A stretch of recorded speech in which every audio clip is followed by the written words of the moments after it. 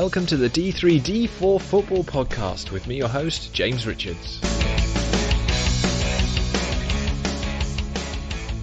It's Sunday, the 6th of March 2022, and we're back for another feast of football in League 1 and 2. We are D3D4 Football, of course, a podcast focusing on these divisions exclusively, and I am joined, as always, by Ed Walker and David Jenkin to talk through the weekend's action. Gentlemen, starting with you, Ed, how do we find you? I'm in quite a dapper mood, actually. I had quite a good Saturday evening. The Saturday afternoon was a different story, but no, I'm feeling quite happy at the moment. What do you do on Saturday evening? You obliterated because a few bottle of whiskey? I just... No. You take the period of 3 p.m. to 5 p.m. and you just put it in the back of your mind, and suddenly your life feels a lot better. Yeah, I've known that feeling quite often in my years growing up. So only recently Oxford have actually been a half decent side. I mean, for most of my time supporting them, they were either on the downward spiral or in the conference. People seem to forget that. But a good win for us this weekend. David, how are you? Probably about the same, to be fair. I mean, yesterday's result didn't help me either. But I suppose, the only saving grace is that nobody seems to want to stay up in this league this year. So yeah, I did notice that. But I'm sure we'll get onto that in a bit. Yeah, we certainly will. Interesting stuff. I mean, I'm at that age now where when I was 15, 16, if Oxford lost, the weekend would be ruined. But I'm a bit more mature now, so I don't put my entire well-being on the result for my football team. And I can recommend people that is probably a good strategy for long-term positivity and good health, especially if you support. I think I'm adopting that. Yeah, I think especially if you support a team. Especially if you're in these leagues. Yes, exactly. Yeah. Right, let's jump in and start this podcast, which is partnered with The Big Step, and we're starting in League 1. League 1. Right, so the game that screamed out at me, of course, was Rotherham taking on MK Dons. Both teams in fantastic form. MK Dons gave Rotherham a nice early leg up by having a man sent off and going a goal down. But, to huge credit, they came back and won 2-1 against a Rotherham side that I've probably forgotten how to lose to a certain degree. Ed, it's a surprise, isn't it? And a huge credit, because this result has actually, in terms of the chase for the automatic promotion spots, given that MK play Wigan, pretty soon. Cat amongst the pigeons comes to mind. It's a great result. I'm really starting to think they could pinch second place here. They look unstoppable. And as you say, that Wigan game now, I think they have a home game against Cheltenham in midweek before and an opportunity for more 3 points. Yes, Wigan have still got games on them, but you've got to say with MK Dons momentum, they're going to run this very close, and there's so much quality in this team. Well, there is indeed. I just like the way they didn't go on the back foot once they had a man sent off, and they've got a bit of I think it's his 4th league goal of the season for Harry Darling. Just the way he sort of stayed in a dangerous area was picked up brilliantly, and nice header, nice finish, and the options that they've got, they say, are really, really impressive. I thought. It's good to see Moise scoring goals again. He is a really good talent, a player that obviously maybe moved up the leagues a little bit too quickly after that season he had with Cheltenham, but he's found a bit of confidence, a bit of form. I thought Ogbene was superb, in fairness, for Rotherham. The guy's got pace to burn. He's such a quality player. And in the end, MK sort of dealt with him and his pace really well. I mean, you've got to remember, the sending off was in the 24th minute. And they were obviously 1-0 down from the resulting penalty. So, just absolutely superb stuff from MK. They've not had the easiest run of fixtures. I mean, you often think, teams are on a winning run. And Oxford had this, I think, last season where we played quite a group of teams which were down the bottom, and we struggled against the top teams. But I just had a look, and in the last few games they've played the likes of Ipswich, Sunderland, Charlton, Bolton, Rotherham. That's a heck of a difficult run, and perhaps it alludes to the fact that they've got an easier fixture list coming up after that Wigan game, where they go to Cambridge. Okay, not easy, but in terms of it in the league table, teams with less to play for. And then they've got Crewe and Shrewsbury. They could indeed put a bit of a scare up Wigan, who obviously still in the driving seat. I have no concerns, and I'm sure neither of you do, about Rotherham. Is that fair? Yeah. Just yeah, absolutely. Bad day at the office for the Millers. I thought. It shows they're human, doesn't it? I think we've been waiting for something like this. I don't think we thought they would keep that run going for the whole season, but it shows that there are human elements to this Rotherham team, which was something I was struggling to figure out recently. Yeah, exactly. They've again, fine margins is what their manager alluded to when they were on the good run. But yeah, great result. MK, absolutely brilliant. That game against Wigan next weekend. Oh, I mean, honestly, looks absolutely delightful. Wigan themselves did just enough to keep themselves ahead by the same cushion as before, by beating AFC Wimbledon by 1-0. Now, AFC Wimbledon have not won, I think I'm right in saying, in 15 games, which is their worst run for 11 years, and they're not in the bottom four, which I just find is a ridiculous stat. You've got 4 relegation places in this division. If you don't win for 15 games, you'd think, yeah, you're going to be in one of them. Nope. No, Wimbledon still not in that bottom 4 place, just largely thanks to the generosity of all the teams in that bottom 4 keep losing. And it's there's opportunities there for the likes of Gillingham and Morecambe, if they can find a few points from somewhere, even maybe Doncaster, to pull themselves out, because the teams in and around them aren't doing very well. But yeah, it's crazy stuff. Ed, what do you think of Wimbledon? Because I worried about them going into pre-season. I know they had Robinson's a good coach and rightly gets a few plaudits, but just in terms of the strength and depth of their squad, the lack perhaps of someone to put the ball in the net, Joe Pigott leaving, there was a lot of things that concerned me. And looking at the form they're in at the minute, it does kind of suggest that the struggles that we were concerned about are there for all to see. When you mention AFC Wimbledon to me, I think of a man hanging off the cliff with just 2 fingers over the ledge, just holding him on, whilst the rest of his body just dangles underneath. They just seem to hang on. And I feel like if they stay up again, I might start making 20th place in League One known as the AFC Wimbledon spot. Because it feels like it's what they end up. I think they had 19th last year, but the 2 other times there's been 20th place. It just seems like they've just got this knack to just hang in on there last minute.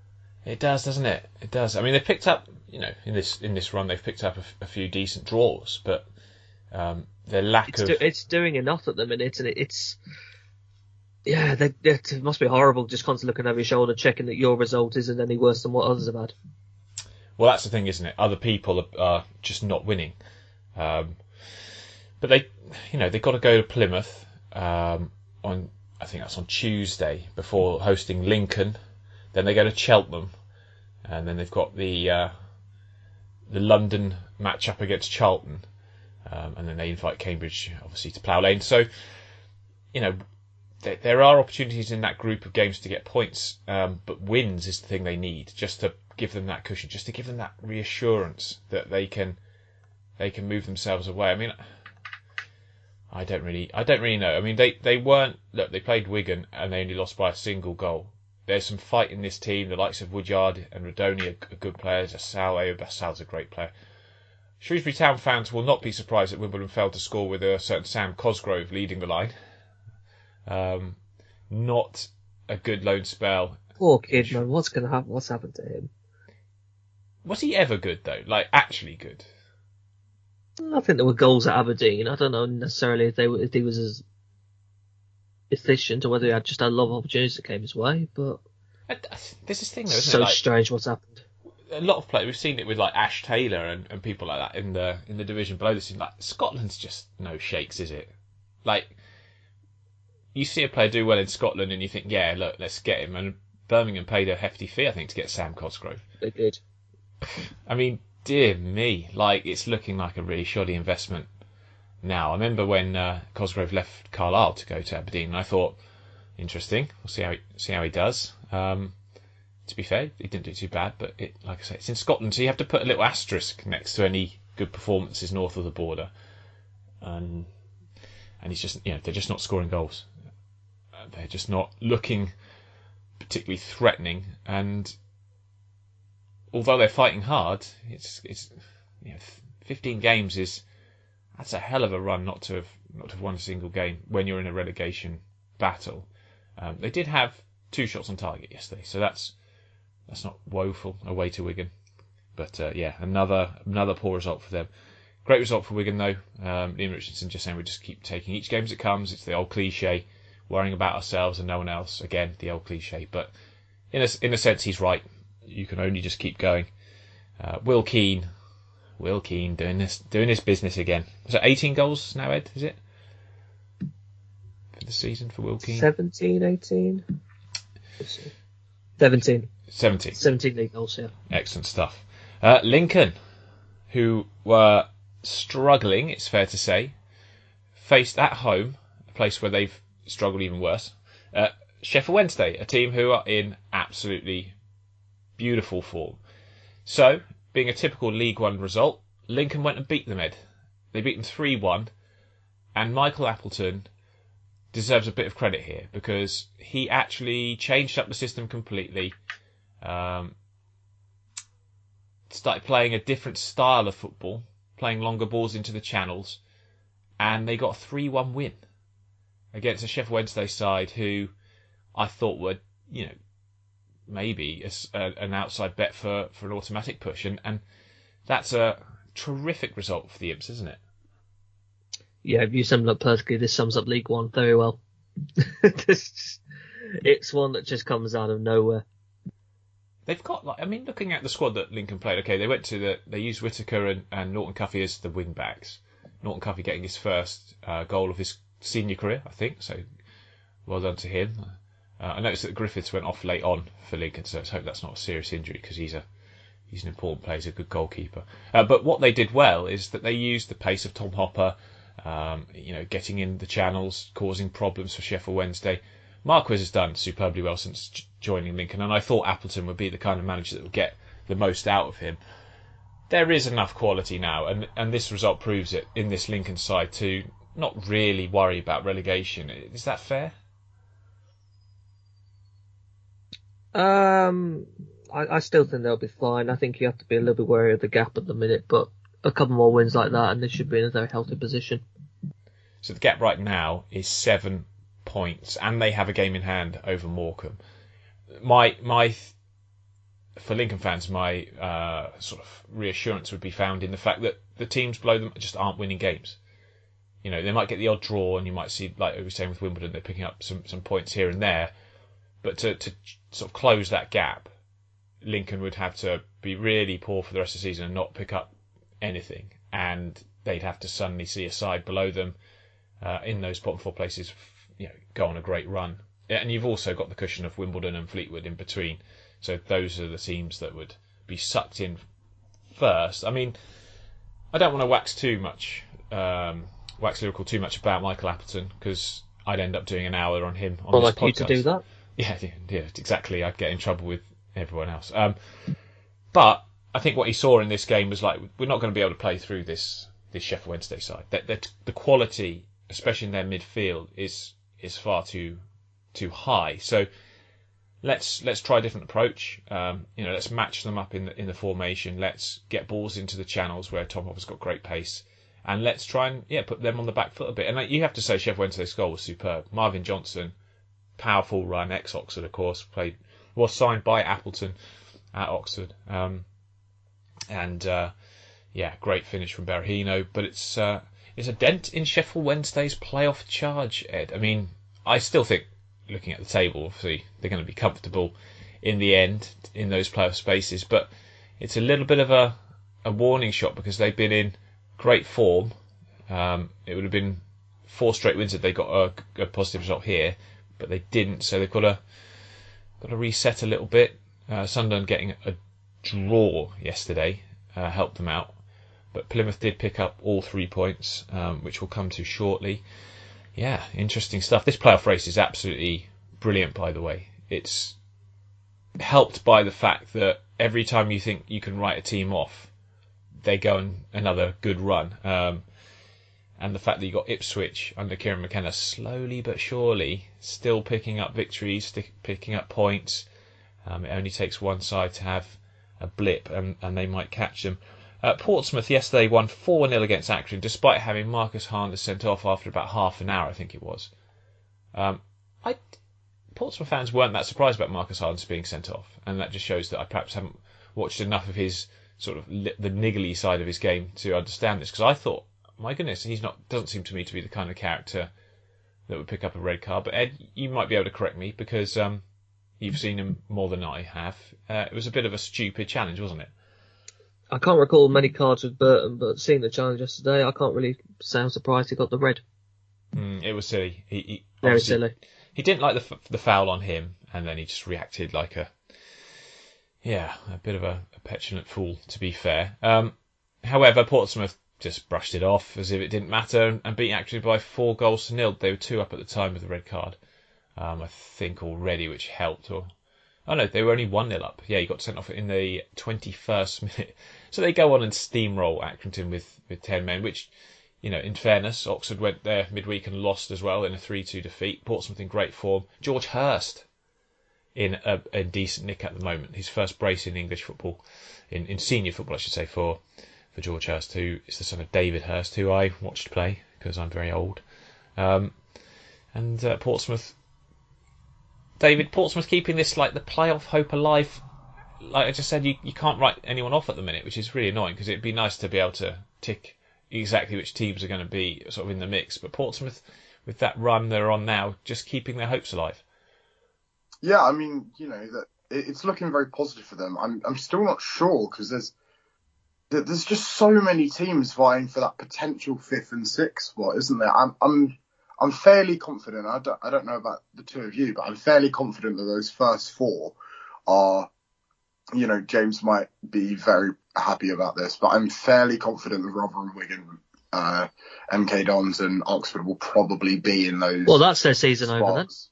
over then. I'm fairly confident in that. But when you look at the fact that Wycombe are on 61, Sheffield Wednesday, should I say, are on 61, Sunderland 60, there's like 2 or 3 points splitting about 4 of the teams, and then the rest of them are really creeping up. And obviously Bolton, with their win yesterday and continuing on the form, if they continue the form that they're going at and recover the form from last season that they managed to at the back end, there's probably about another 5 teams that there's about 6 teams that are vying for 2 places here. I don't know whether Portsmouth are going to be one of them because some of the teams around them seem to have much better momentum, but they're certainly having a go at it, aren't they?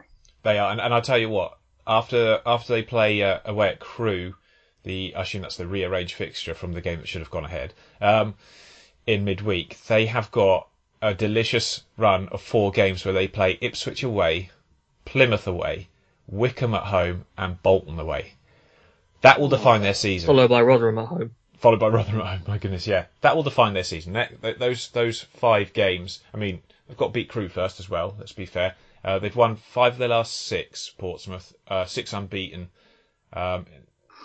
It's impressive stuff. It's just whether they've left themselves too much to do. Just lead them to it, is what I say. I think we've done this.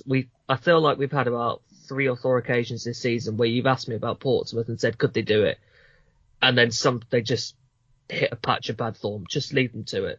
Just see what happens with them. I don't want to speculate now about what they're going to do. Just lead them to it. Let's have a look after those 5 games, and we'll come back to them in a few weeks' time and see where they are. But that 5 games is just so brilliant at this stage of the season because essentially they're playing the team below them and the 2 teams directly above them in that stretch. It's ridiculous. And of course a team in Wycombe who they would be earmarking as, if you're looking at which teams are going to fall out, which teams you could possibly catch. I think Wycombe would certainly be one of them with the kind of blip in form that they've had. But yeah, brilliant stuff from Portsmouth. Ryan Tunnicliffe had a hand in 3 goals, I think. So, he started the season really well and finding a delightful bit of form. But yeah, great to see from the Cowley brothers getting Portsmouth firing. and a terrific 4-0 win yesterday. Ipswich are the team that we keep talking about as being another potential outlier here. They're in a great nick. 7 unbeaten, 1 defeat in 10. A 2-0 win away at a difficult ground in Highbury at Fleetwood yesterday. Kieran McKenna doing an excellent job. He's certainly stopped he seems to have been able to stop some of the silly individual errors which were costing them goals, because I think they've had something like 5 clean sheets in the last, or 6 clean sheets in the last 7, or something I ridiculous think they've like broken a consecutive run without conceding prior to shipping that goal at Morecambe. I think in that it game was 5 straight clean sheets, wasn't it? Yeah. And then so they've got 6 clean sheets in 7 games. If they had beaten Cheltenham it's and those 2 Morecambe, draws to me. That's the problem. Ipswich need promotion form really to have a chance. And you look at those 2 draws and think, whilst they're not bad, they're not ideal either. And they have to, in the next 4 games they've got Lincoln at home, Portsmouth at home, Oxford away, and Argyle at home. So those are not easy games either. No, but this is League One, isn't it? And I think if you want to be, the problem is here, and this is where Oxford have often stumbled, we have this underlying fragility which was very evident at Fratton Park on Tuesday, and why scoring so many goals is so important for us, because we do concede. Ipswich, they've looked like under Kieran McKenna they could be a team that win with the odd goal, which is a really good trait to have, because those games are going to be close games. It will be, I'd be very surprised if many of them were like romping wins for either side. They'd be very tight, and having that ability to get just the fine margins right, getting the 1-0 wins, getting the clean sheet, that will give you a very good opportunity. And they need it, because obviously they've got a lot of catching up to do from the poor start that they had. But they're a team in great form, and they left it late yesterday. I wasn't aware of quite how late they left. It was 0-0 up until about the 70th minute, and then they score sort of 2 goals in the last 20. And again, being able to keep going and break sides down, because Fleetwood are a pretty tricky place to go, especially when the weather is poor, the pitch isn't that great, and they've done a superb job. At the moment, they've got 56 points. They are 5 points behind Sheffield Wednesday. They have played a game more than the Owls, so don't know. But like you say, this is these teams got like 10 games to go, some with 12 games to go. It really is going to be a fascinating end to the season, and they all seem to be playing each other, which is crazy. And David, let's get your take on Bolton, who beat Gillingham 3-0 yesterday. Shame that Carl Dempsey wasn't involved, because it would have been good to see him come back. What did you make of Bolton? Because they're another side. They've got 54 points. Again, they've played a bit more than some of the teams around them. That goal by, was it Aaron Morley? Was something to behold. Yeah. No, that was wonderful to watch live as well, and couldn't help but applaud that, to be fair. I think in this one, Bolton were levels above us, and you can tell the quality between the 2 sides. The style of which they play and the way they play was far and above us. I did feel that Gillingham had some really bright spots in here, though.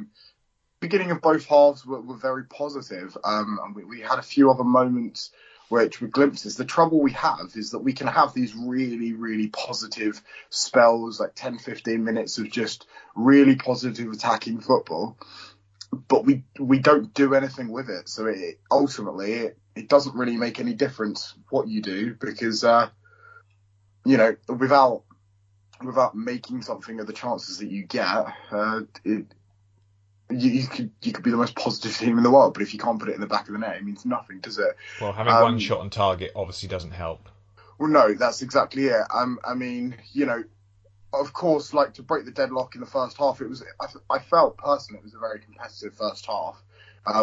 It took a absolutely wonderful strike from Morley to break that deadlock. But I think for me, the real telling point was the second yellow for Phillips. First yellow for in the 57th minute, which conveniently they don't show in the highlights, which I think was the more convincing out of the 2.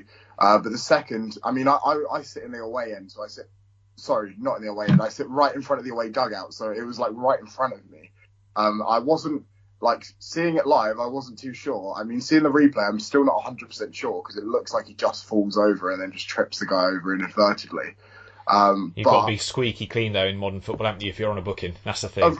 Of course, and I think that comes down to his personal discipline as well, which it's not the first time it's let us down because that'll be. I think that's his second or third red card this season so far. So he's young, he's brash, but it's still no excuse when you're on a booking, is it? But obviously going on from that, Bolton have made us pay. One quite fortunate goal, really, but just a tap in from a Chapman save, and then the other one very well worked from Woodvarton to tap it in the net, and Bolton good for the win, and just I suppose you shouldn't really say this, but the only saving grace really is the fact that the other teams around us, nobody wants to get out of these places, but it's definitely a game that we could have done with getting something, but it just puts so much pressure on next Saturday now with Doncaster away. Yeah, big game for you boys for sure. Bolton will be looking. They've got 2 at home coming up against Morecambe and Plymouth before a trip to Crewe. Then they play that big game against Portsmouth at the end of March, and then obviously the derby against Wigan is their first game in April. That'll be away from home. So they've got to basically do what they did at the end of last season. And hope that it's like with Ipswich, they need promotion form. Yeah, they to do. really have a chance. They do, and I think if they don't get it, fine, whatever. It's more about look at what we can do at this level when we click, when we have the players that we want available, when Ian Evatt's obviously put together a squad for League One, and depending on how they do finish this season, there'll be a lot of positivity potentially going into next year. But yeah, a great result for Bolton, 3-0. I think it's achievement enough, though, that they're a team that have just been promoted and have been able to do this in League One their first season back. Well, I think we always fancied them to do it, really. Yeah. We know that what they have compared to the other 3 sides that came up with them. Yeah, which kind of makes what Cambridge and Cheltenham have done so superb, actually. Yeah. Those teams are far below Bolton in terms of the budgets and the sort of reach that they can have with players, and yet they've done so well.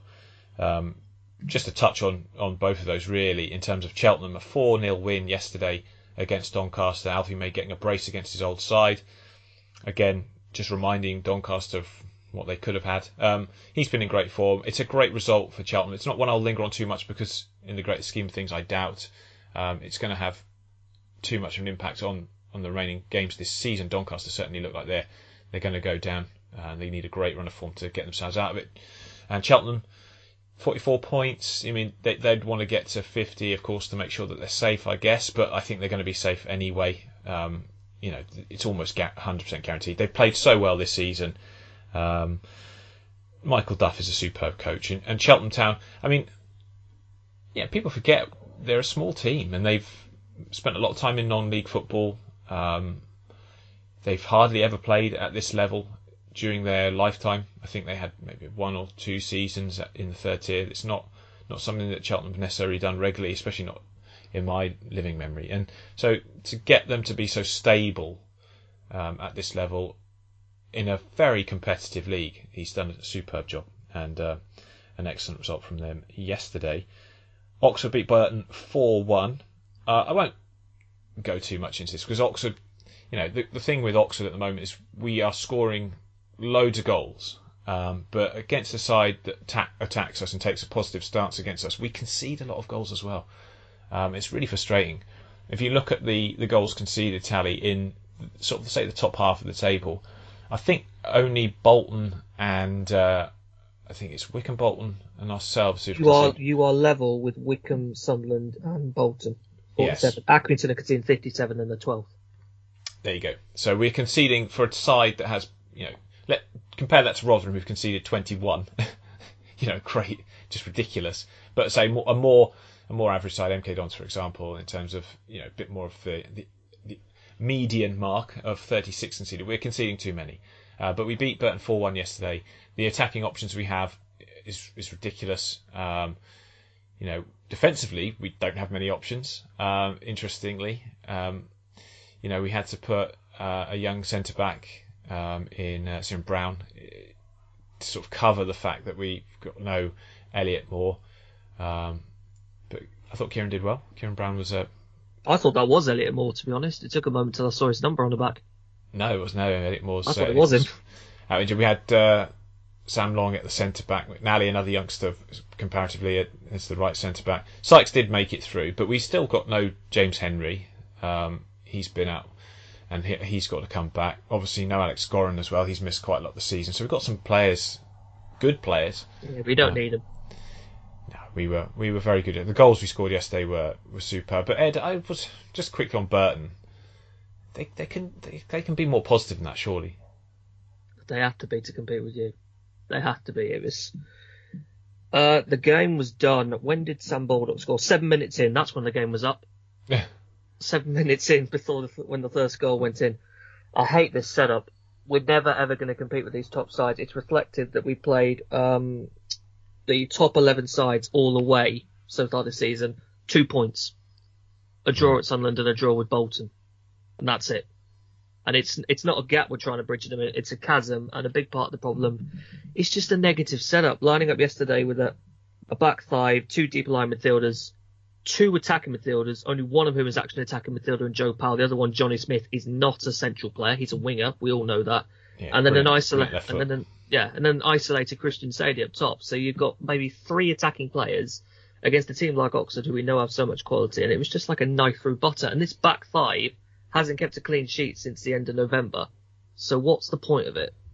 No, I agree. If you're going to play a defensive formation, yeah, and you're not very good at defending, James, honestly, we're set up more negatively now than we were last season in the relegation battle. I just don't get it. Yeah, but I also think, like I said, if you attack Oxford, that's your best form of defence. Yeah, that's exactly it. That's what it was. It was knife through butter comes to mind watching that first half back. The goals seemed very easy. They just glided through them. Hmm. Absolutely glide through them. Not great. Disappointing. Really one-sided there, that. And then the second half, you just took your foot off the gas because you knew the job was done. Well, exactly. You know you were saying about biggest defeat incoming, but I think Oxford did the right thing. We don't want injuries. We've had a few to some key players recently. Just like keep it on the down low, control the game, and yeah, it was like you say, it was done because your guys set up too defensively.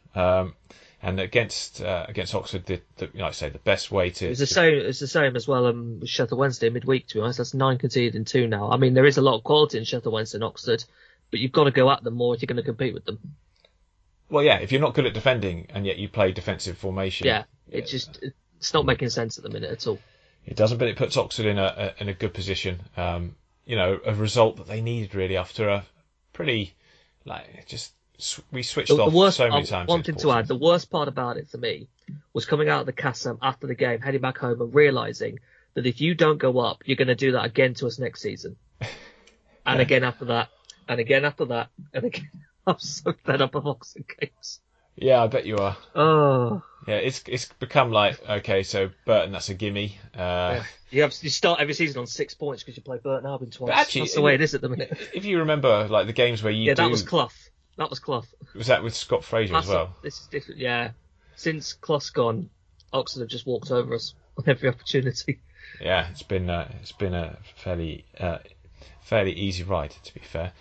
Wickham have got back-to-back wins on the board. They beat Crewe yesterday by 3-1, moves them back into a more stable position in the playoff places. They're in 5th at the moment, 61 points from 36 games. Still the team I'd be slightly more concerned about. Obviously, they beat Cambridge. Very impressive 3-0 win. Was that in the midweek game? Pretty sure it was, yeah. Yeah, that was a massive result for them because it brought the confidence back, and they're going to get another 3. It just be interesting to see how they do against some of the more attacking sides. They've got Rotherham next. That'd be interesting, and then they've got Portsmouth on March 19th. So some of those games in and around them, they do have some nice matches in between against the teams that are struggling near the bottom, like Doncaster and Fleetwood. They get their second game against Cambridge, only a month after they played them, really, in early April. But yeah, important win for the Chairboys because that run of form prior to those back-to-back wins have been shoddy, and with teams just snapping at their heels, a lot of teams winning games of football, very, very important. And a very important result as well for Argyle. A 2-0 win against Morecambe. Derek Adams going back to his old stomping ground and leaving empty-handed, which, to be fair, not that surprising given the run of form that they're on and what Argyle are trying to do this season. But again, Argyle had back-to-back defeats prior to this. It's hard to write any team off, but I still remain slightly less convinced about Plymouth than maybe some of the other teams. Is that unfair, Ed? Well, they played less games than everyone else around them, so I'm not sure why. I think that. I don't know. I suppose when you've seen them lose to Cambridge and then obviously they gave Rotherham a really good game. Maybe it's just clouding my judgment in a playoff mix that is so competitive, so competitive. I mean, they've had a great season, and especially when you consider Ryan Lowe sort of jumped ship for Preston less than halfway through. Was it halfway through? I can't remember now. It's right towards the start of the season, wasn't it? Oh no, he'd been there a few games, hadn't he? I can't remember. I think it was before the new year. I can't remember, to be honest. It's been just Schumacher all the way anyway. Who cares about Ryan Lowe now? I do like their team though. I mean, you look at that midfield with Broom, Houghton, Mayer. They've got Grant, who's now scoring again yesterday and making that left wing back role his own this season. You've got Joe Edwards, of course, who's been there for a while and done great things. And then Jeff Cotton Hardy, very solid front two. And where they have improved hugely from last season is the fact that they look a lot more solid in defence. And that was our huge concern coming into this game. They had Gillespie, Bolton and Wilson as the back three yesterday. A very good goalkeeper in Cooper as well. Good young stopper who I think has a really bright future. But they needed to win that. And for Derek Adams and Morecambe, Ed, they just can't close that gap and get themselves above the relegation line. They're so close to doing it as well. They're within touching distance, and they're a little bit like Wimbledon, aren't they? In the result, it's the opposite of Wimbledon, really. Wimbledon are thankful for them that they just can't get above them. What is it now? 8 games without a win for Morecambe. I think something like that. They last won in. They're on a draw loss run at the moment. So who they got next? So they're drawing with Bolton on the 8th. Yeah, Bolton might have something to say about that. we shall see. But yeah, it's the case of just them not being able to get over the line. Derek Adams will bring his touch back on the team. Maybe they sort of matched up yesterday. Tried to sort of do the wing back system. I'm not really sure. I mean, I always associate Derek Adams with 4-2-3-1. I think he played that a lot at Plymouth. Tried it a lot at Bradford. It's not his squad though. This is it. It's a good squad though. If you look at some of the talented players they've got, but they need Stockton to do something magical often to get the win. So we shall wait and see. It's still 10 games or more to go for most teams, but not a surprising defeat for Morecambe. Just another opportunity though to get themselves out of the relegation places lost. Right, Charlton and Sunderland drew 0-0. Not the result that Sunderland wanted. It stops the rot for Charlton, who are already looking ahead, really, like we say, to next season. And Cambridge somehow managed to get a 0-0 draw with Shrewsbury Town, who were all over them for most of the game. I just couldn't believe that, that they couldn't get past Dimitar Mitov, who had a wonderful performance in net. It was a very uncharacteristic performance from Shrewsbury on the road. They just don't generally. Well, they don't generally get results, but they don't play like that very often. So that's deserves a lot of credit, and they should have won. May not be much consolation to the supporters, but at least they went and enjoyed a good attacking display, even if it was in that weird sort of purpley, pinky, black, stripy, hoopy kit. Not one that is my particular favourite, but I'm no fashion guru, so I'll let them get away with it. League table time: Rotherham top, 76 points from 36. Wigan remain 3 points clear of MK Dons, having played 2 games less. They meet next weekend, so that's going to be absolutely huge. Wigan obviously 72 from 34, MK Dons 69 from 36, and then you've got Oxford, who've played 37 games on 65. Only 5 points clear of Sunderland, who are in 7th. Oh, come off it. Oh, I can't. James, stop this now. Yeah, it's only 5 Just because points. you haven't got any more Burton games this season doesn't mean you're not going to pick up any more points. Hey, he's faced both of our sides this season. They've got no more free wins. Yeah, can we play you guys every week? That'd be nice. And then obviously Wickham in 5th, Sheffield Wednesday in 6th. They're 1 point ahead of Sunderland, having played a game less. And you got Argyle, who, like Ed rightly pointed out, only played 34 games, 59 points. Obviously, points on the board is better than games in hand, but it does show that they have that potential to leapfrog a few teams. Ipswich, 36 games played, 56 points on the board. Portsmouth, 34 games played, 54 on the board. And then Bolton, 36 games played, 54 on the board. They need to go something if they're to get in the playoff places. And then at the bottom, it's much of a muchness, really. Crewe are bottom, 25 points from 35 games. Second bottom, Doncaster, 29 from 37. Gillingham, 30 from 36. Morecambe, 31 from 35. Wimbledon, 33 from 35. And Fleetwood, 33 from 34. Lincoln City now 38 points from 34 there. Opened up a bit of a gap, which is good to see. Right, it's League Two. League Two. And the Friday night fair was Mansfield Town. And they continue, Ed, to break records. And I've been very unwilling to back Mansfield, just because I've had my fingers burnt by them so many times in previous seasons. But 10 straight home wins for the first time since 1949. 1 defeat in 18 games, 14 unbeaten. Nigel Clough said Exeter are the best team they've played this season. Gave them a real hard game, but they came out with a 2-1 win. This is still without, of course, Ollie Hawkins and John Joe O'Toole, their preferred centre-back partnership, who were both suspended for this one, though Hawkins will be back for the next game. They're going to do it, Ed. It does look like I think they occupy one of the 3 all-max spots to me. I go there and say it now. It's just after the momentum is ridiculous. And the quality is crazy, isn't it? It's nuts what they did in January to strengthen the squad. I mean, you only have to look at those last 2 deadline day signs they did in Matty Longstaff and Jamie Worth and just think, League One bound. They have to be, for me. They're winning the games which last season and in previous years they just wouldn't have. And that is, massively, massively, massively impressive.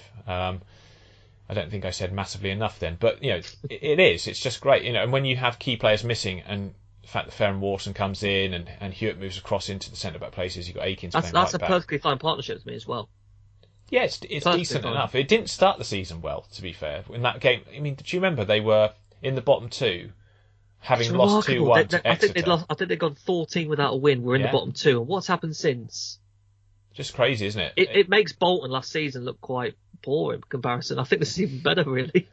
I'd agree. I mean, they were very. Matt Taylor was talking in his pre-match comments about how dejected Nigel Clough and their management team were after their defeat at Exeter, which saw the Stags drop into the bottom 2. And yes, they had a lot of injuries, but have they turned it around. I mean, he's kind of stopped playing the diamond in midfield now, and he's gone for a 4-3-3 because he's got the players to do that. He had Barry, Oates and Murphy, backed up by Longstaff, Stirk and Quinn. I think Stirk, is he on loan from Leicester, am I right in saying? They got him on loan from Birmingham. He's actually been He's been tidy, yeah. He's a bit of versatility, very typical Clough player, I think. He's been quietly going about his business all season. But when you look at the bench, they've got Ollie Clark, George Maris, Danny Johnson, James Perch. They had Kieran Wallace and George Lapsley. It's a promotion squad. It has. Yeah, that I'm sorry to say, but just is. I reckon at least nearly. Well, you could argue all of them would get into a lot of sides in this division. That bench, and it showed, and a shame for Bishop, I think, to make that mistake near the end because he was superb. He was tested. And the other thing you've got to mention, they still have at least 2 games in hand on most of the teams around them, at least. Yeah. Crazy, isn't it? Can they be in a better position right now? And I was thinking that, which team do I still think Exeter might go up automatically. I think the fact that Clough said that this is the best team they've played, and obviously they were missing a couple of key players. Zanzala, nice to see Zanzala back. He looked like his season might have been over at one stage, but he came back and played the last 12 minutes. Sam Nombe came on for the last half hour. Those are good players to have. in a sort of congested run-in, and I still think Exeter can do this. It's just you look at that top three.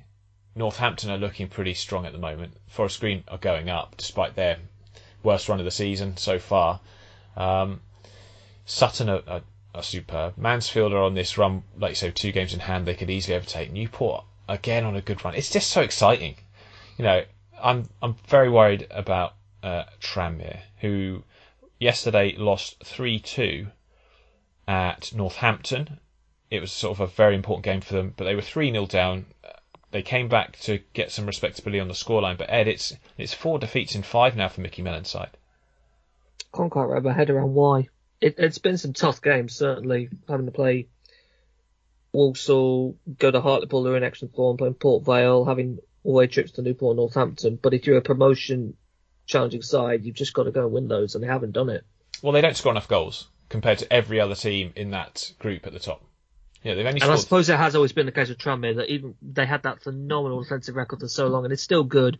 But we were always looking at it saying you are facing a lot of shots. It's not that they're barely being tested. They are just their XGA suggested that things would go worse for them, didn't it? I mean, they still have the 3rd best defensive record in the league. That's because of what they were doing at the start. Yeah, with only Forest Green and Northampton right at the top not conceding as many goals by just 1. So I think we have to give a lot of credit to John Brady and his Northampton side. They just have centre-backs who can score goals. I mean, Guthrie and Horstal, that's an unbelievable pairing at the moment. Yeah, I think 1/3 of all their goals have come from their centre-backs. Yep. Which, that's a cheat code in most games, isn't it? I mean, it's an unbelievable stat. Mitch Pinnock got on the score sheet. He's the assist king normally. They've got people like Sam Hoskins who are really lively players, and I'm not even that blown away by their strikers. That's the weird thing about them. I don't think they're strikers really, whether it's Danny Rose, Benny Ashley-Seal, one of the new boys like Louis Perret. They're not really blowing me away. It's just this team's got threat elsewhere and it's getting them in a great position. And they threat from set pieces, which is huge at this level, and they don't concede goals either. That defence, those centre backs are good in both boxes, and that really, really does help. What did you guys make of the kit? I kind of liked it. Yeah, so, it was the 125th anniversary. Yeah. Yeah, nice kit. Yeah. I thought. I've got to be honest. I didn't think Northampton was that old. I did not think it was that old of a club. I think they put out a tweet saying that they got they were 3 days younger than they thought or something. Okay. Yeah, something like that. But yeah, it was a really impressive win. The problem for Tranmere, and this is going to be the same for any team that sort of goes on a difficult run at the worst stage, is that there are teams around them in great form. Exeter, that's their first defeat in a while. Bristol Rovers picked up their first defeat in a while. Port Vale, again, their first defeat in a while yesterday. Swindon have won something like 4 of their last 5 games. Mansfield are on this unbelievable run. Newport are going great guns. Sutton, we know what they're about. They've been good all season. I think there's a real chance they slip out the top 7 at the minute. Well, there is, isn't there? I mean, there really is. Salford can't be quite discounted just yet, but they've got to host Mansfield next on Friday night. I was saying, with teams like Exeter and Bristol Rovers, with the form they're on creeping up behind them, they've got to pick up soon. Otherwise, of course, they'll find themselves outside those places if they can't keep that momentum. It's just, I just think if you're a team that relies on very slim victories, and it has been all season the way they've played, at this stage of the season, against some of the sides that are really in good form, it can be very hard to get those sort of results. And it is showing in the figures. Speaking of Newport, they beat Bristol Rovers yesterday, which was a very impressive result. Beat them 1-0. James Robury's side missing some important players, Farquharson's out for the season. It does appear. They obviously had injuries to Pask. They had injuries to suspension for James Clark. So going into a game against Bristol Rovers was sitting there thinking, this could be difficult. I mean, this was their 5th straight game at home just a weird quirk of the fixture list. And it was against a Bristol Rovers team who have been in absolutely brilliant flying form, as we talked about last week. They get the 1-0 win, and it just feels like this could be a bit of a turning point for Newport, because they were drawing a few games that they probably felt they should have won. They were a bit lucky against Mansfield, let's be fair, but they'd had results, the 3-3 draw with Oldham. They were left massively frustrated. They should have probably won that. But they do have a depth of squad, Ed. That suggests to me that the position they're in at the moment it's not a false position. They do look like a side that really do mean business. And James Rowberry's done a pretty good job since taking over. Yeah, I'm a really big fan of Rowberry and what he's done. I think we have to say that when Flynn left, it was probably the right thing to do. He'd done everything he really felt he could with them and just hadn't been able to get them over the line. And I feel like Rowberry, maybe not this season, but in the long term, could be the one that takes them up. I really feel positive about what he's doing. And their depth in midfield is a big note to me. Yeah, absolutely. Yeah, I think they've got... I mean, credit to Flynn for bringing in the likes of Finn Azaz and Ollie Cooper and those kind of players on loan who have been so impressive. Very attacking-minded, technically gifted players. Kind of a progression away from how Newport had to play in his early stages there. But James Rowberry's taking it on another stage. He plays. He was talking about pre-match, sticking to his principles no matter what. And if you do that, things will be good. I mean, Bristol Rovers, they'll be disappointed to lose that game because obviously it's a team in and around them. But they have great strength in depth as well, don't they? Oh, terrific strength and depth, probably even better. It's just... They're a bit like Ipswich really in League One, aren't they? They're playing catch up, and so it requires exceptional form to get back up into those stages late into the season. It's very, very difficult because, like you say, other teams in great form as well. The biggest result probably, or one of the biggest results in the division at the weekend, was Paul Simpson's Carlisle scoring a winner with the last kick of the game, or header of the game as it was. It's not a kick, it was a header. Against Oldham Athletic. Both sides had gone for a manager who had great links to the club's past, a bit of a legendary character. Paul Simpson, obviously ex-Oxford. Really good. You've always got to get an Oxford link in there, haven't you? Always. Yeah. Oh, every single thing has to mention Oxford. Absolutely. Paul Simpson played for Oxford. He was a very good player for us. So yeah, I like him. He's gone on to better things now. We can agree on that. Steady. Anyway, he certainly started very well in Cumbria, with 3 straight wins. And I think what's really maybe lost in sort of the 9-point clamour here is the fact he's taking points in all those games off those around them, which is even better. It's even more important. A 1-0 win away at Leyton Orient, a 2-0 home win against Rochdale, and a 2-1 win against Oldham. And what I like about what Paul Simpson is doing is he's being realistic. He's being pragmatic with his selections. They were very fortunate, I think, to only be 1 down perhaps at half time yesterday. I mean, Omari Patrick had this very easy header from 6 yards out in that first half, which he really should have scored, but he headed it, got it all wrong. It's like a 50-pence header, went completely the wrong angle. However, in that second half, there was only one team going to win it. Omari Patrick getting the early goal really did help the momentum swing in the Cumbrians' favour. But they went on and they controlled that game. And all the credit that Omari Patrick is getting is well deserved. He really does stretch the line. He's a very, very dangerous player. But the player that impressed me the most was definitely Callum Guy. Everything he did was excellent, including the assist for the winner, for Feeney, whose header was right enough. No one can stop that. Poor marking, you'd argue, but I'll give him huge credit. He got in a good position, good run on it, headed it into the top corner, right in front of the away fans as well, of which there are about 1,300 Carlisle fans in that away end. But what Paul Simpson is doing really well is he's putting his most experienced side that he can out on that pitch, and it's starting to pay dividends. He's got Joe Riley, he's got Jamie Devitt playing, Callum Guy in that midfield. He's got John Mellish moving back in defence to give a little bit more stability because, I have to say Simu looks a little bit vulnerable at times. Howard in goal saved the penalty from Keeler Dunn. Keeler Davis done. Love it. Yeah, exactly. I always get that wrong. But John Sheridan did mention it in his post-match, but one thing that was missed was before that penalty was taken, Chris Mislew and Dylan Bahambula both got booked, and as did John Mellish, for a bit of a argy-bargy on the edge of the box while Keeler Dunn was waiting to take the penalty. And I don't know if it's deliberate gamesmanship from John Mellish, but whatever happened, it worked because it put a lot of pressure on the Oldham player. And in the end, his penalty was not great, and it was saved by Howard's legs. But yeah, Paul Simpson, 3 straight wins, 9 points from 9, moving Carlisle away. Breathe a huge sigh of relief, really, doesn't it? It's incredible. Amazing how Probably a couple of weeks back, we were looking at Carlisle thinking they're dead and buried, and then they've had their own little sim-erection. Yeah, exactly. Yeah. And he's done it by just, he's looked at it, taking a very pragmatic view. He's got a bit of confidence in his players.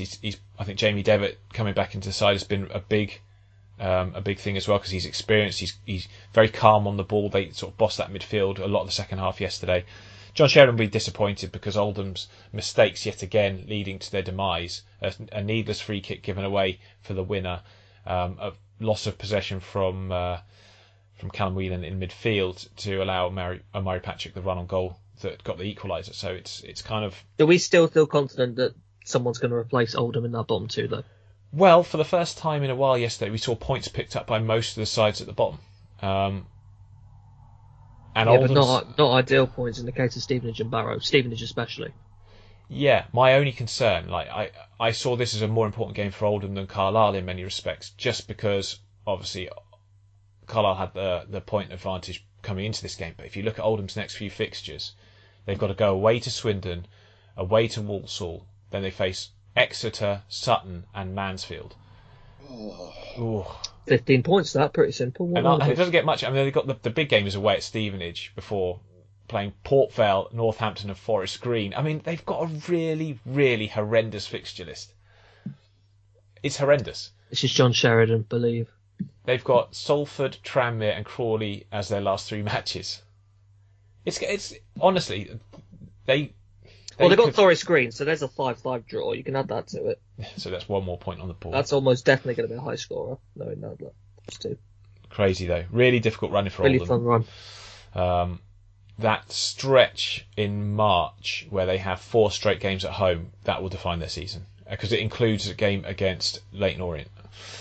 But they've got some tough fixtures, man. It's just about if the spirit of Boundary Park gets behind them, I back them to do it. Well, I hope so. I won't. And there is support there for Sheridan and those boys, definitely. Being an old man that I am, and remembering them in the top flight, I'd hate to see them be the first Premier League side to be relegated to non-league.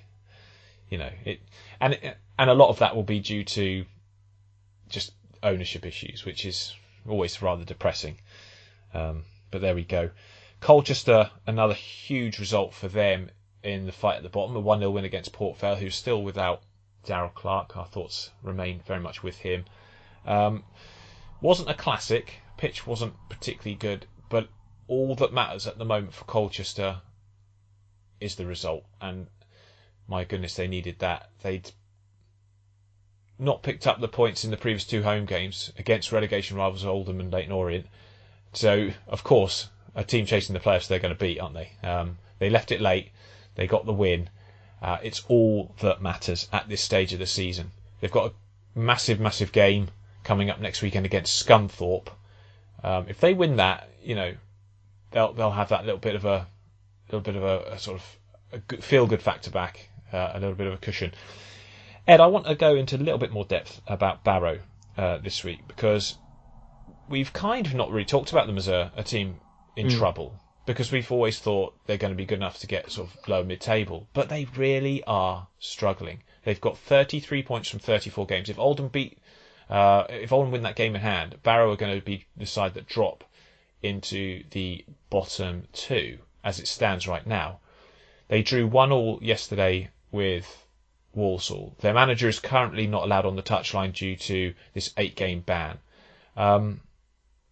They've had a lot of injuries, but they're not, they're looking in big trouble. I think it's a better squad than 22nd. I really do. I can't quite wrap my head around why Barrow in this difficult position, and I think there's some question marks coming Mark Cooper's way, certainly, about whether he's the right man taking forwards. I know that the news come out recently that Jim Bentley's left ASC Fylde, and I think there's a couple of people wondering if he could make that move across to Cumbria. Yeah, just across the way from his old side. I don't really know if I'd see Mark Cooper going anywhere, to be honest, but I feel like I think this Barrow team has a lot more quality than it should be right now, and I can't quite work out why they're struggling so much they are. I still am more worried, to be honest, about Stevenage than I am Barrow, but they're not in a good position for me. Mike Flynn's done well to just keep Walsall away from danger, picking up points in his games where he needed to. Had to fight back from a goal down yesterday. But yeah, Mark Cooper, his future it's got to be questioned at some point, because they haven't won in 6 games and they're only won 1 in the last 10, so not good from the Bluebirds at all. Talk to me why you're worried about Stevenage then, because they drew 2-2 yesterday with Leyton Orient. A great equaliser from Theo Archibald right at the death, robbing Stevenage, you could say, of the points. But they're in a little bit of freefall as well. They've got 34 points from their 35 games. What is it that's concerning you? Yeah, that's the thing to me. It's the fact they have 35. I think you pointed out about how Oldham have a game in hand on Barrow. Well, Barrow will have a game in hand on Stevenage. And Stevenage, after picking up a little bit when Tisdale came in, they've fallen off to me. And that win yesterday, shipping that late equaliser to Theo Archibald, really is a kick in the guts, because those 3 points would have been huge towards them. And I feel like it's more to me because Barrow, I think, still have one more opportunity to get a point over them than I do Stevenage at the moment. Do you think games in hand, though, are that huge? Because these when it's that tight, I think it could be. Quite possibly. They've got 2 home games coming up against Newport and Northampton, which obviously difficult games, but being back at home, you'd hope they'd be certainly show a bit more than they did against Bristol Rovers last time out at the Lamax. But yeah, there's a few teams really sort of struggling. Rochdale had a bad day, David, yesterday, but Sutton United, Matt Gray, for me, should be in the Manager of the Year conversation. A 3-0 win for Sutton puts them in the automatic promotion spots again. This team has just been superb, haven't they? Yes, I mean, it's just phenomenal what they're doing there, isn't it? Like, the fact that they've been able to put themselves in the position they're in and push themselves up towards those playoff places. And, well, now it seems potentially automatic. Whether they stay there or not is another matter. But, yeah, to be on the form that they're in, to play the way they are, and actually to be as dominant as they were yesterday as well, really tells you something about this side as well. Like, possession-wise, not massively dominant, but in terms of their general play, they're not a team that maybe at the start of the season you would have expected to be up there. But from the job that they're doing, they fully deserve to be in that position at this point in the season. They do indeed, and a great free kick by Enzio Baldwin. His first goal, swiftly followed by his second of the season. They're very physical, and that's what, Robbie Stockdale would be disappointed with the defending for that second goal especially. But they're very, very physical. They put teams under a lot of pressure, a lot of long throws, a lot of balls and toss. Play to their strength. Richie Bennett back from a wrist injury to play in this one. And interesting, Richie Bennett has not often been paired up with Omar Bugil in any games this season. It's usually like Donovan Wilson who plays there, or Toto who comes in. But they played with 2 very physical strikers, and Rochdale just couldn't live with them. 3-0 win. It's crazy stuff, really. And none of this has been done by signing expensive players. These guys are pretty much the entire team is still that which came up with them. Few additions here and there, and very, very impressed with them. And I think Matt Gray, hugely underrated as a manager. He's taken Sutton to a completely different level of football to when he came in. And they weren't even talking about promotion as the ambition when he arrived, but he certainly pulled it off, and it's not unheard of, back-to-back promotions. We've seen other teams do it. It just, for Sutton, it would be so surprising just because of the size of club they are, their history. Wonderful what football's all about. Crawley and Scunthorpe drew 0-0. Crawley's hopes of getting a late playoff charge just kind of scuppered by their home form.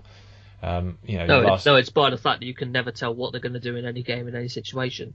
They beat the league leaders last week, and now they've drawn with the bottom club. And the second bottom club in midweek as well, wasn't it? So Both of those at home. Not good. Mark Hughes' Bradford lost, although a much better performance than of late. Really didn't deserve to lose the game to Swindon, but they did. A 2-1 win for the Robins puts them back in the playoff mix. Important result for them. Harry McCurdy just in great form for Swindon at the moment. He really is lighting up the league in a way that maybe a lot of people didn't really see happening. He's certainly got an attitude. You can see that he's certainly got this ego, this attitude. You see it in his social media and stuff like that. But you can't deny he's an absolutely gifted player and doing really well for Swindon Town. Hartlepool beat Harrogate by 2-1. Hartlepool, a team, but I think both these teams have nothing much to play for now this season. I've been quite surprised at how well Omar Bogle has done since going to Hartlepool. He's finally found a club, and I hope he settles there and gets a lot of game time where he might be able to show the glimpses of the quality that we saw when he was at Grimsby. I feel like next year, James, going and thinking ahead to next season, we're going to have a little contest between the two of us where you're feeling bullish about Walsall and I feel bullish about Hartlepool. Yeah, I mean, I feel quite good about Pools next season under Graham Lee. Yeah, I think he's done a really good job. I mean, it's a difficult job to go into after what Dave Challenger did there. And I think he's done, a really good job. Yeah, and I agree. I interesting to see how the league shapes up for next season. But I think Walsall have finally got a manager who knows the level. I think Hartlepool are, settled back in after their conference spell, and they'll be very, very happy with that. And Forest Green drew with Salford by 1-1. Kane Wilson, yet another assist. He has been insanely good this season. Both their wing-backs have, frankly. They're definitely the best wing-back pairing in the EFL this season. I know Bolton fans say Fossey and Declan John, but no one has quite done what Nicky Cadden and Kane Wilson have done at Forest Green. Ed, they're still going up, aren't they, despite this little blip? I mean, we're not having any sort of worries about Forest Green, are we? No, surely not. No, I don't have any concerns about them. I think they've done more than enough already, probably, and they'll find their mojo again. It was always going to be interesting when they had a blip, how they would react, and a point at Salford's pretty good. But it is worth saying as well. Yeah, they've had a point at Salford and a point at Newport in that time as well, and a point at Sutton. And Gardner Lane's been a fortress the whole season, really. So it's a winless run, but there are some decent draws in there as well. Wow, the end of the season does really look so exciting. The playoff chase, the automatic chase, and indeed the relegation battle. Thanks to John Sheridan, because Oldham were dead and buried before he came in. He's made it interesting. He's dragged loads of teams into it, and it's just going to be an excellent end to the season. In terms of the table, you've got Forest Green sitting on top with 68 points from 34 games. Northampton 8 points back with 60 from 35. Sutton 57 points from 34 games. Newport played a game more, 35 games played, 56 points. Then Mansfield, this is the interesting one. They've got 56 points from 32 games. So they've played 2 or 3 less than all of the teams above them. And they're in great form. So you've got to look. They were in the automatic places briefly on Friday night. Be interesting to see if they can keep this form going, where they'll end up. Tram is slipping to 6th, 56 points from 35. Yeah, they're struggling a little bit. Swindon now have 55 points from 34. Exeter only played 32 games. They've got 54 points. They'll be confident of pushing forward and getting into the playoff places again. Bristol Rovers 51 points from 34. And then Port Vale 50 points from 33. Scunthorpe still at Denbury, 24 points from 35. And then it gets interesting because you've got Oldham 31 points from 33. Barrow ahead of them, 33 points from 34. Stevenage 34 points from 35. Leyton Orient 35 from 33. Colchester not yet out of it, 36 from 35. But Carlisle now 37 points from 34. They're looking a lot better thanks to the 9 points picked up since Paul Simpson took charge. Right, guys, thank you very much for your input today, as always. Thank you very much. Certainly looks to be an exciting end to the season. I hope everyone's got, it's squeaky bum time for a lot of people, isn't it? So, spare undies needed, definitely. Right, Enjoy the rest of your weekend, everyone.